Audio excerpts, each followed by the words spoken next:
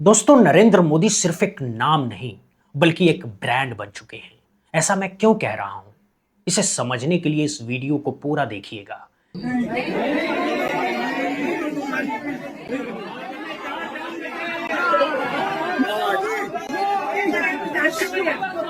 चुप चुप। मेरे आशीर्वाद ये जो आप देख रहे हैं, ये पश्चिम बंगाल का दृश्य है। यहां एक शादी समारोह में प्रधानमंत्री मोदी अचानक पहुंच जाते हैं। वहां मौजूद नवविवाहित जोड़े से वो माफी भी मांगते हैं। ये देखकर वहां मौजूद सभी लोग हैरान रह जाते हैं कि आखिर प्रधानमंत्री मोदी माफी क्यों मांग रहे हैं, उन्हें इसकी जरूरत क्यों पड़ी, और सबसे बड़ी बात, वो किसी की शादी में अचानक कैसे पहुंच गए। जैसे ही लोगों को पता चला कि प्रधानमंत्री मोदी वहां आए हुए हैं, पूरे इलाके में हलचल मच गई। हर तरफ अफरा तफरी जैसा माहौल बन गया। यह घटना पश्चिम बंगाल की है दोस्तों। यही वजह है कि कहा जाता है कि मोदी सिर्फ नाम नहीं, एक ब्रांड है।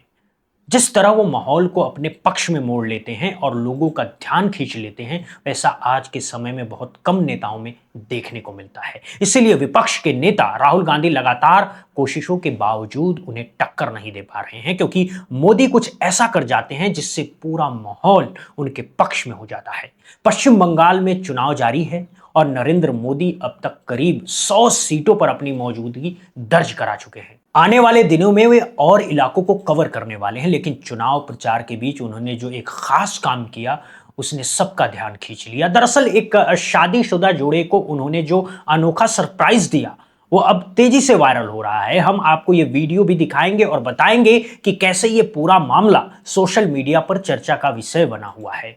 प्रधानमंत्री मोदी की तारीफ तो हो ही रही है, लेकिन उस कपल को मिला एक खास और यादगार सरप्राइज भी लोगों के बीच खूब सुर्खियां बटोर रहा है। आइए वीडियो के साथ आपको पूरा मामला समझाते हैं।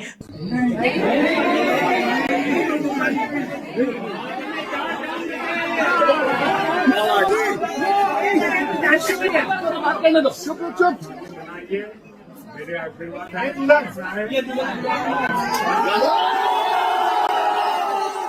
बंगाल में चुनावी माहौल के बीच प्रधानमंत्री मोदी लगातार प्रचार में जुटे हैं। उनकी सुरक्षा को लेकर भी काफी सख्ती बरती जाती है।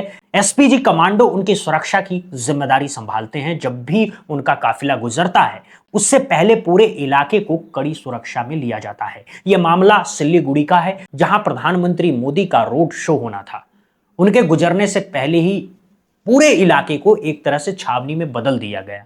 आसपास के रिसोर्ट, होटल और अन्य जगहों पर सख्त निगरानी रखी गई और कई स्थानों को अस्थायी रूप से बंद कर दिया गया। सिलीगुड़ी जो अपने चाय बागानों के लिए जाना जाता है, वहीं एक मशहूर टी रिसोर्ट भी है। इसी रिसोर्ट में एक शादीशुदा जोड़ा अपने जश्न में व्यस्त था। शादी की रस्में चल रही थी और मेहमान मौजूद थे। तभी अचानक एसपीजी कमांडो वहां पहुंचते हैं, जिससे हलचल मच जाती है। जब सुरक्षा कर्मी वहां दिखाई देते हैं तो स्वाभाविक रूप से लोगों में उत्साह और थोड़ी घबराहट भी होती है कि आखिर क्या हो रहा है। इसके बाद कमांडो रिसोर्ट के मैनेजर और स्टाफ से कहते हैं कि कोई भी बाहर नहीं जाएगा। इस तरह पूरे रिसोर्ट को सुरक्षा के घेरे में ले लिया जाता है। मेहमानों से कहा जाता है कि सभी लोग अंदर ही रहें, कोई भी बाहर न जाए। यानी पूरे इलाके को पूरी तरह सुरक्षा घेरे में ले लिया जाता है। ऐसे में स्वाभाविक है कि वहां मौजूद मेहमान घबरा गए। शादी के माहौल में थोड़ी असहजता आ गई और कुछ परेशानियां भी सामने आई। लेकिन नरेंद्र मोदी की खासियत यही है कि वे माहौल को पलट देना जानते हैं। तनाव को खुशी में बदल देना और पल को यादगार बना देना। आप स्क्रीन पर देख सकते हैं कि कैसे उन्होंने माहौल को पूरी तरह अपने पक्ष में कर लिया। लहरिया लूटना एक आम बोलचाल का शब्द है, जिसका मतलब होता है माहौल को अपने पक्ष में कर लेना। और यहां कुछ ऐसा ही हुआ। प्रधानमंत्री मोदी चुनाव प्रचार के लिए बंगाल पहुंचे थे।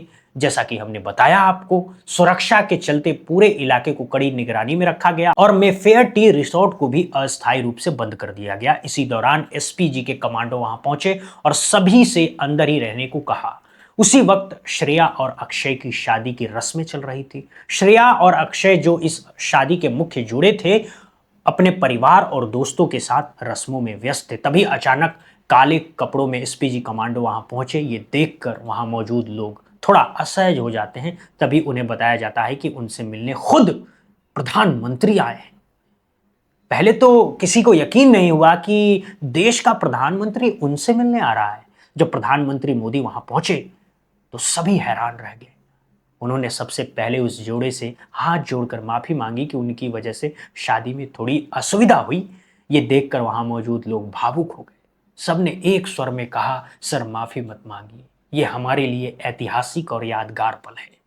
माहौल में उत्साह भर गया और लोग जय श्री राम के नारे लगाने लगे। प्रधानमंत्री मोदी जब बात कर रहे थे तभी पीछे से नारे लग रहे थे।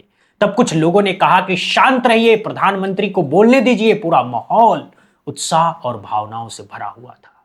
यही प्रधानमंत्री मोदी का व्यक्तित्व है, एक ऐसा नेता जो अपने संवाद और व्यवहार से लोगों के बीच खास जगह बना लेता है।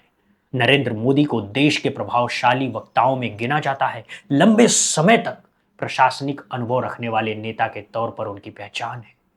आमतौर पर जब प्रधानमंत्री किसी कार्यक्रम में जाते हैं तो पहले से जानकारी होती है, लेकिन यहां अचानक उनकी मौजूदगी ने इस शादी को एक यादगार घटना में बदल दिया। लेकिन जब अचानक एसपीजी कमांडो पहुंच जाएं और उनके साथ नरेंद्र मोदी भी आ जाएं तो वो पल अपने आप में खास बन जाता है। ऐसी स्थिति में शादी तो यादगार बनी जाती है, उस दिन की तस्वीर और यादें लोग जिंदगी भर संजो कर रखते हैं।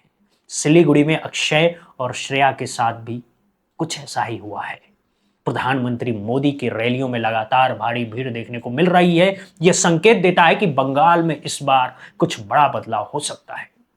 यह भी संभव है कि राजनीतिक समीकरण बदले और ममता बनर्जी को सरकार बनाने में चुनौती का सामना करना पड़े, जबकि बीजेपी इस बार बेहतर प्रदर्शन कर रही है। इसमें प्रधानमंत्री मोदी की भूमिका सबसे अहम मानी जा रही है, क्योंकि वे पार्टी के प्रमुख प्रचारक और सबसे बड़ा चेहरा है। उम्मीदवार कोई भी हो, लेकिन वोट मोदी के नाम पर पड़ते आ रहे हैं।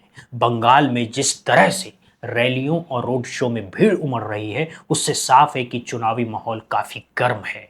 प्रधानमंत्री मोदी ने अपने प्रचार का तरीका भी काफी बदला है। पिछले कुछ दिनों में उन्होंने कई रोड शो किए जिनमें बड़ी संख्या में लोग शामिल हुए। रैलियों में भी लोगों की भीड़ और जय श्री राम के नारे सुनाई दे रहे थे। इसके अलावा प्रधानमंत्री मोदी नमो ऐप के जरिए भी लोगों से सीधे जुड़ रहे हैं और संवाद स्थापित कर रहे हैं।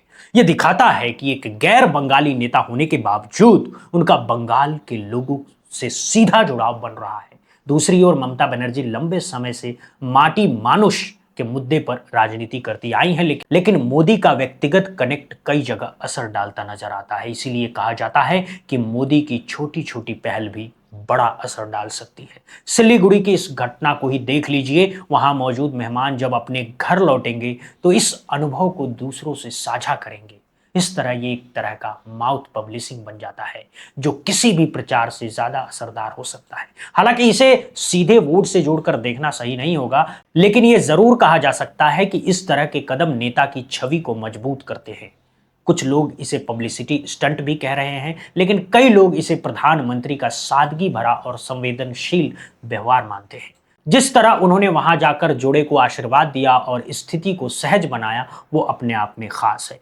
उस कपल के लिए यह पल किसी बड़े तोहफे से कम नहीं होगा। शुरुआत में भले ही उन्हें थोड़ी असुविधा हुई हो, लेकिन जब प्रधानमंत्री मोदी खुद वहां पहुंचे और उनसे मिले तो वो सब पल भर में भूल गए होंगे। ये सिर्फ एक घटना नहीं, बल्कि एक ऐसा अनुभव है जो लंबे समय तक याद रखा जाएगा। आने वाले दिनों में ये देखना दिलचस्प होगा कि इस तरह की घटनाओं का चुनावी माहौल पर कितना असर पड़ता है। बंगाल में चुनाव 23 और 29 अप्रैल को होने हैं और 4 मई को नतीजे सामने आएंगे। तब ये साफ होगा कि प्रधानमंत्री मोदी के इस दौरे और उनके व्यक्तिगत जुड़ाव का कितना प्रभाव पड़ा है।